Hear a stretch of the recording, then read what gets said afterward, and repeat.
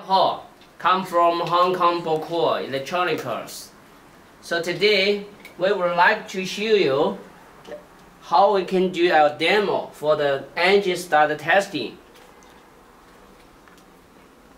We will use the Toyota V6 3.4L, the engine to start.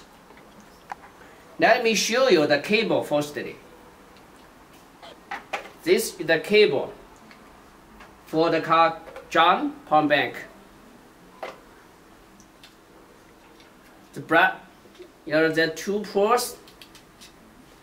The black one, you can see the negative pole, and red one, positive pole. So that we collect the cable. You see here, and you see here. We have to collect the two. We collect the black one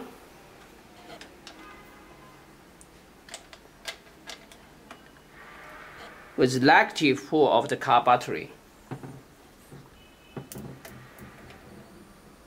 and red one collect the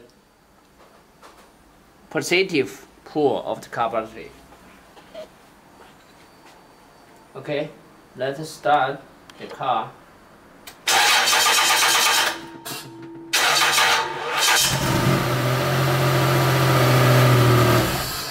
Okay, that's all.